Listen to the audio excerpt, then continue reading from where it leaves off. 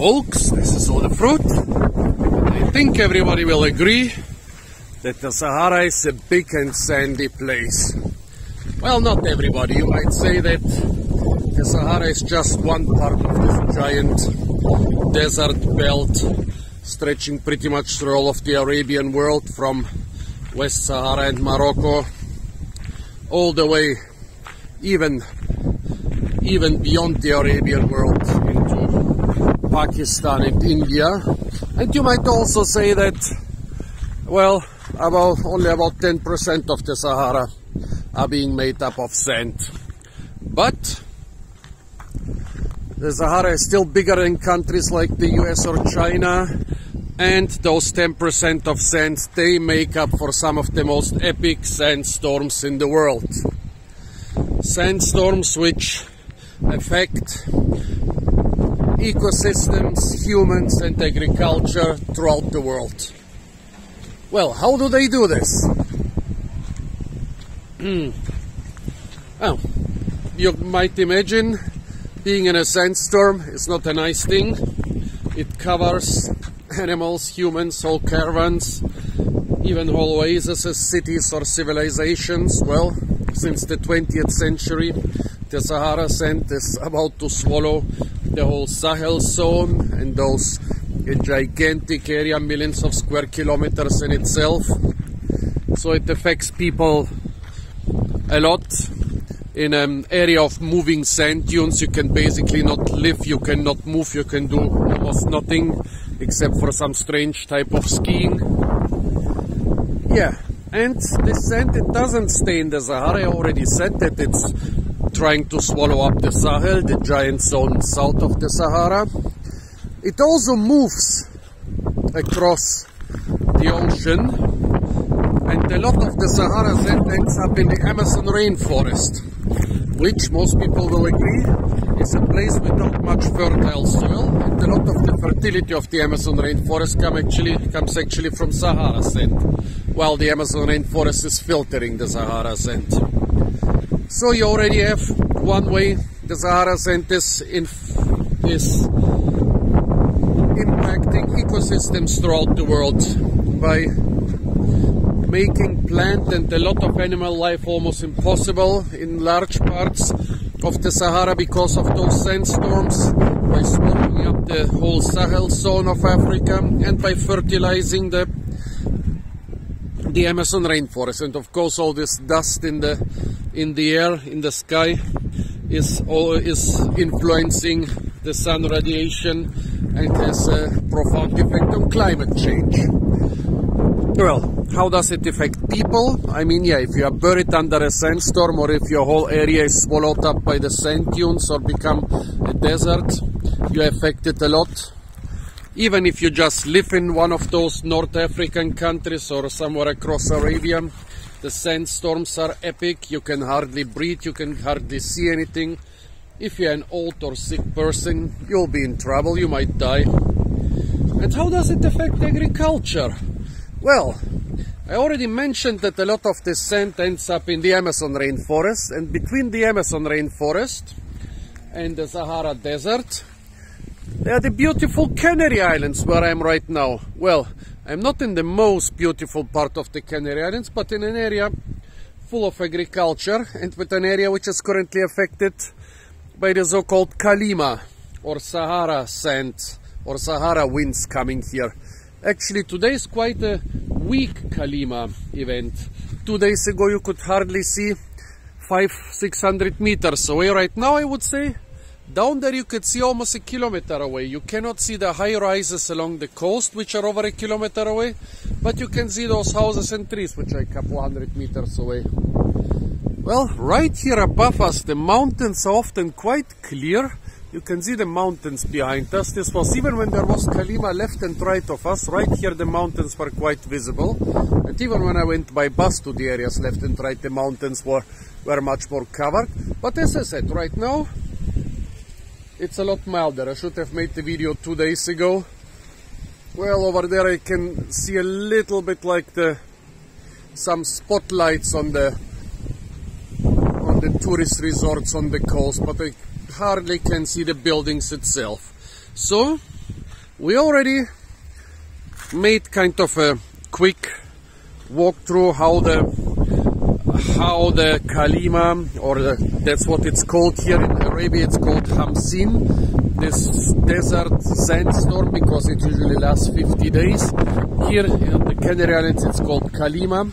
We already mentioned how it affects ecosystems and people, but how does it affect agriculture?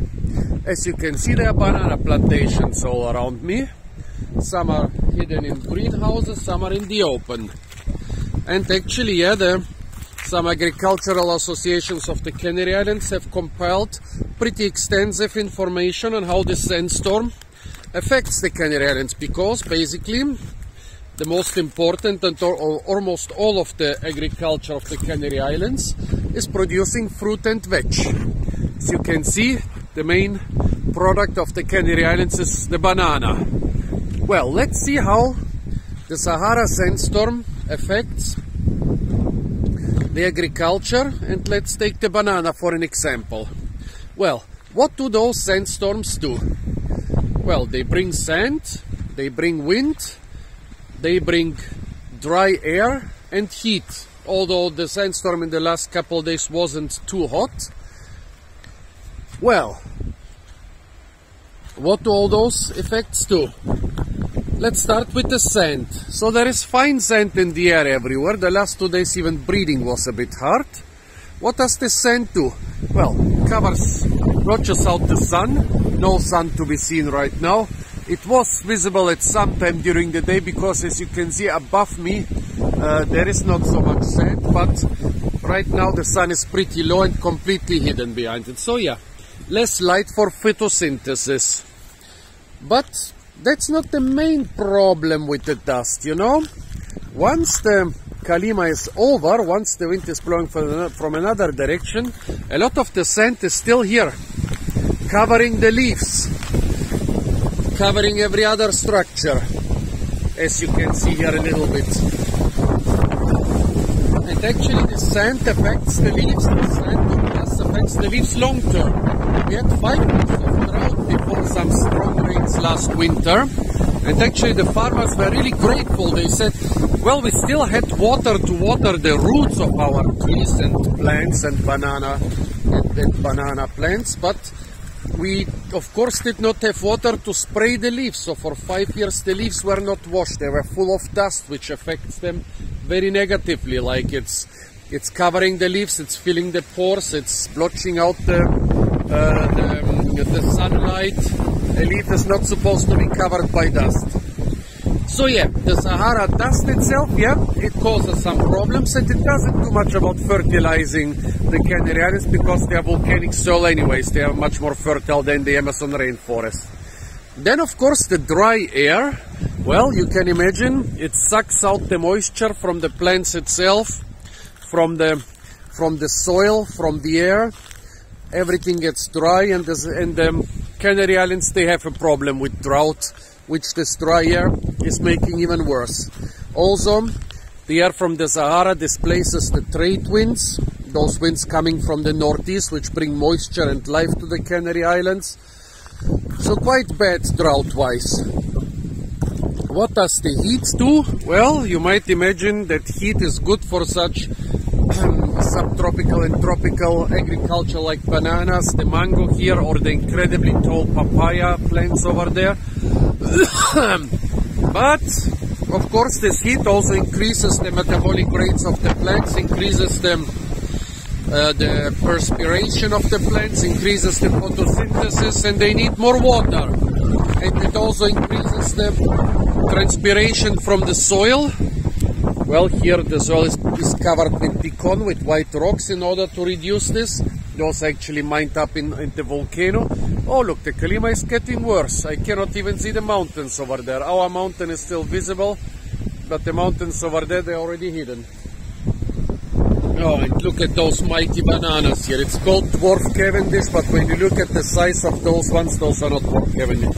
Well, so the heat, yeah, for heat you need more water. It's the same for plants as for animals or humans. So the heat also doesn't really help. And last but not least, the strong wind. You can see what it does here with the banana plants. It's shredding their leaves, and of course the leaves of the bananas are not supposed to be shredded. The leaves of the bananas are supposed to be pretty much whole, or just with a few rips like those down here, which are hidden behind the wall and among the other banana plants. But look at this leaf here. It was completely destroyed by the wind. Look at this one here. Such a leaf cannot really perform its functions. Even this one here. So the wind is destroying the banana leaves. It's topping over some banana plants. Look at this one here. This one was not harvested. This one was toppled over by the wind. I don't know if it was Calima wind or some wind coming from another direction. Actually, it almost looks like this one was a tropical storm coming from the Caribbean. Here a couple other ones which were toppled over. Over there another one. Here you can see how the wind is tormenting the bananas. Well, there are other effects on the tomatoes. The cells of the tomatoes, the tissues of the tomatoes. The tomato is the second most important crop here after the banana. The cells and tissues of the tomatoes, they are very sensitive to air movement. So the tomato plants are basically, while the banana leaves are just being shredded, in the tomatoes the cells are basically being beaten to death. Let's see, I'm sure there will be some tomatoes among those herbs here. No, don't see any tomatoes right now. Well, of course, fruit trees will also suffer. I saw a lot of avocados on the ground, and in the parks, beneath every tree there are lots of little branches and leaves. Vegetables, for a lot of them you can basically take what I said about the tomato. And those are no small effects. As I said, the Agricultural Association of Tenerife, they compiled an extensive study. Here you see the broken banana. That's bad for business, folks. And here one which fell over completely. See? They did not even harvest those two bunches of bananas.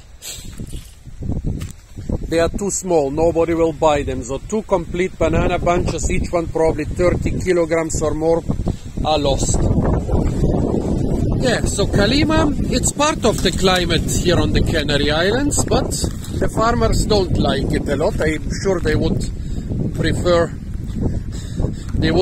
there to be no Calima here.